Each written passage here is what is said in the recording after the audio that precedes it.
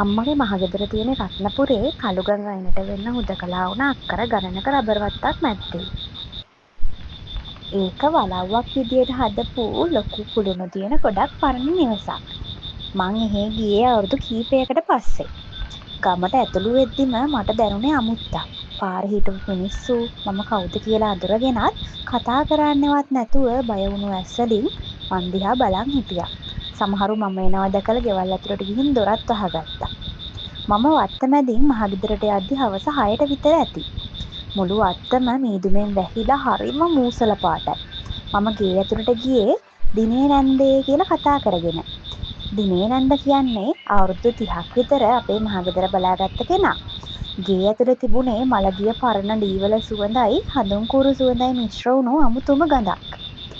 එකපාරටම පිටුපස කුස්සියේ ඉඳන් දිනේ නැන්ද මතුවුණා. ඇගේ ඇස් වටේ කළු වෙලා ඇඟ ගොඩාක් හැරිලා තිබුණා. මැනිකේ මං බලාගෙන හිටියේ කවුරු හරි එනකල්. මට මාර සාංකාවයි තනියම ඉඳලා. ඇය hina වුණේ නැහැ. නිකම්ම වචන ටිකක් පිට කළා විතරයි. මම දර ටිකක් අහුල ගන්න වත්තට ගියා. ඒකයි පරක්කු උනේ. නාගෙන එන්නකෝ මැනිකේ මම කෑම ලෑස්ති කරන්නම්. ඇය කිව්වා. මම නාන්න ගියේ වත්ත පල්ලෙහා තියෙන පරණ ළිඳ ළඟට. ඒ ළිඳ ළඟ තියෙන ලොකු නුග ගහ යටින් යද්දි මට මතක් වුණේ පුංචි කාලේ මම දැක්ක දේ. එදා මම වත්තේ සෙල්ලම් කරද්දී සිරෙප්පුව විසික් වෙලා පඳුරක් අස්සට වැටුණා.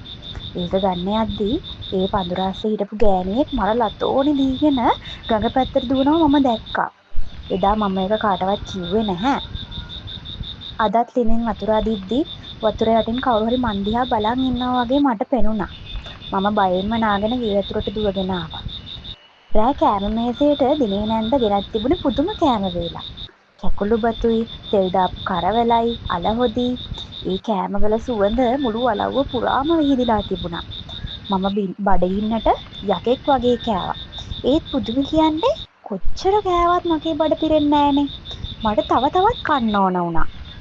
කෑම කාලේ ඉවර වුණත් මගේ බඩ ඇතුලේ තිබුණේ පුදුම දැවිල්ලක්. මට දැනුනේ මම කෑවේ කෑම නෙමෙයි අඟුරු කට වගේක් වගේ. මම ඉක්මනින්ම උඩ තට්ටුවට ගියේ අම්මගේ පරණ කාමරේ නිදා ගන්න හිතාගෙන. ඒත් ඇඳට වැටුණට මට නිින්ද ගියේ නැහැ. රෑ 12ට විතර ඇති. එකපාරටම වලව්වේ පහළ මාලෙන් අමුතු සද්දයක් ඇහෙන්න ගත්තා. හරියට ගල් දෙකක් එකට අතුල්ලනවා වගේ සද්දයක්. මම කාමරේ දොර පොඩ්ඩක් ඇරලා පල්ලෙහා බැලුවා.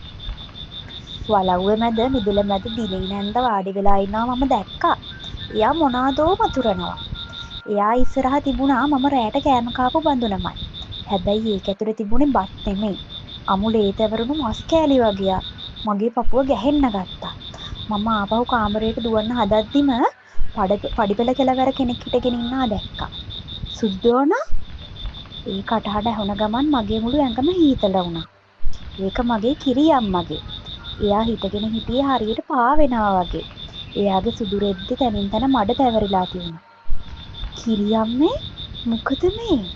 මම වෙවුලන හඬින් ඇහුවා. දෝනා උඹ ඔය කාපු දේ උඹ ඇඟ ඇතුලේ කුණු වෙන්න කලින් මෙහෙම ඵලයන්. අර පල්ලෙහා ඉන්න දිනේ නෙමෙයි පුතේ. දිනේ මැරිලා දැන් මාස 2ක්. අර වත්තේ පල්ලෙහා තියෙන පරණ මැණික් පතර ඇතුලේ හිර වෙලා හිටපු එකෙක් දිනේගේ ඇඟට රිංගලා. ඌට ඕන උඹ මේ වලව්වේ පස්සටම හිර කරන්නයි. කිරියම්ම මගේ අතින් අල්ලන්න හැදුවා. ඒත් ඒ අත මහා අයිස් කැටයක් වගේ සීතලයි. මෙහි යට තට්ටුවේ අගලු දාපු බිම්ගයක් තියෙනවා. දිනේගේ ඇත්තම මිනිහේ තියෙන්නේ ඒක ඇතුලේ. අර ස්තෝප්වේ ඉන්න එකාට ඇහෙන්න කලින් උඹේ අතේ තියෙන පිරිත් නූලත් කඩලා දාලා වත්තෙන් එළියට දුවපන්. කිරියම්ම එහෙමයි කියලා නොපෙනී ගියා. ඒකම පල්ලෙහා මතුරමින් හිටපු දිනේ නන්දා එහෙම නැත්තම් වෙන විදියකට කිව්වොත් දිනේ වගේ ආවේශ වෙලා හිටපු කෙනා එකපාරටම මන් දිහා බැලුවා.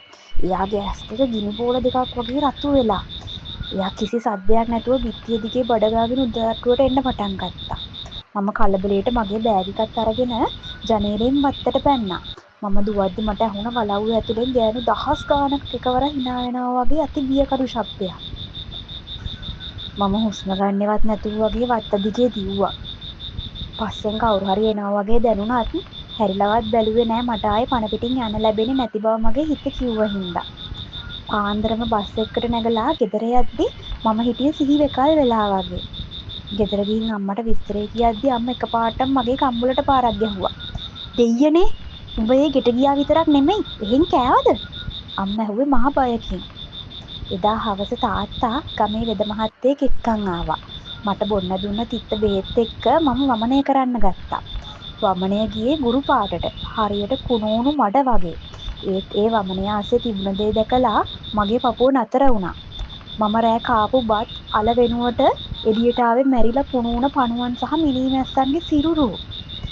වෙද මහත්තයා මගේ නළලට අත් තියලා කියද්දි මට ටිකක් සිහිය ආවා. අම්මා ඇඳයින වාඩි වෙලා අඬනවා. දෝනි දැන්වත් උඹ ඇත්ත දැනගනින්. ඔය වලව්ව අපි අත්තරිය අද ඊයේ නෙමෙයි.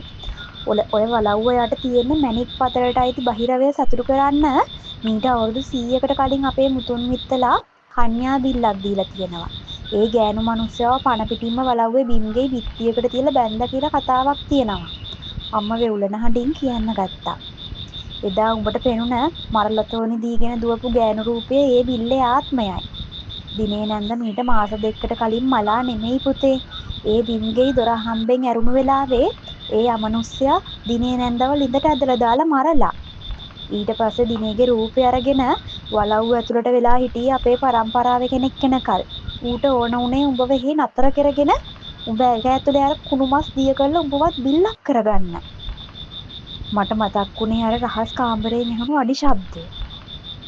ඒ කියන්නේ ඒ කාමරය ඇතුලේ හිටියේ බහිරවයට බිල්ලට දුන්නයි අසරණ ගෑණිගේ ආත්මයද? වෙද මහත්තයා මම අමාරුවෙන් කතා කළා. මට කිරි අම්මා පෙනුණා. එයා තමයි මට එන්න කිව්වේ. වෙද මහත්තයා ඔළුව වැනුවා. කිරි අම්මා පෙනුනේ උඹේ පෙර පින්බලේට. හැබැයි පුතේ උඹේ එහෙන් කාපු ඒ අමනුෂ්‍ය කෑම තාම උඹේ ලේවල තියෙනවා. ඒක සම්පූර්ණයෙන්ම අයින් කරන්න නම් ඒ වලව්වට ගිහින් ඒ බෙම්බේ සදහටම වහලා දාන්න වෙනවා. නැත්තම් ඒක උඹේ පස්සෙන් එනවා. ඒ වෙලාවේ මට දැනුනේ මගේ කකුල් දෙක සීතල වෙලා යනවා වගේ. මම පොරවගෙන හිටපු රෙද්ද අයින් කරලා බලද්දි මගේ කකුල් දෙක දිගේ දිනේ නැන්ද මට කතා කරපු වෙලාවේ තිබුණු මඩ පැල්ලම් වගේක් මතුවලා තිබුණා. ඒ මඩ පැල්ලම් අස්සෙන් මලමිනී ගඳකුත් එන්න ගත්තා. මගේ කකුල් වල මතුවුණු ඒ අద్භූත මඩ පැල්ලම් දකිද්දි වෙද මහත්තයාගේ මූණ අඳුර වුණා. අපි අද රෑ මෙහි යන්න ඕන මැනිකේ. ප්‍රමාද වුණොත් මේ ගඳ උඹේ මුළු ඇඟම කුණු කරලා දායි. ඔහු දැඩි හඬින් කිව්වා. අපි එදා රෑම ආපහු රත්නපුරේ පාළු වලව්වට ගියා. රෑ 12 පහුවෙද්දි වලව්ව වත්තට ඇතුළු වෙද්දිම මහ මූසල හුලඟක් හැමුවා. වලව්වේ හැම ජනේලයක්ම ඉබේම ඇරෙමින් වැහිමින් මහා සද්දයක් දුන්නා. වෙද මහත්තයා අතේ තිබුණ මතුරපු තෙල් බෝතලයයි පිරිත් නූලයි තද කරලා අල්ලගත්තා. අපි ගේ ඇතුළට යද්දී ස්තෝප්පුවේ දිනේ නැන්දගේ රූපයට හිටගෙන හිටියා. හැබැයි දැන් ඇගේ මූණ සම්පූර්ණයෙන්ම දිය වෙලා. ඇස් වෙනුවට තිබුණේ හිස් වලවල් දෙකක් විතරයි. උඹ ආපහු ආවද මගේ මස් ඇදල්ල වෙන්න? ඒ අමනුෂ්‍යයා මහ හයියෙන් hina වුණා. වෙද මහත්තයා කිසිම බයක් නැතුව මතුරන්න පටන් ගත්තා.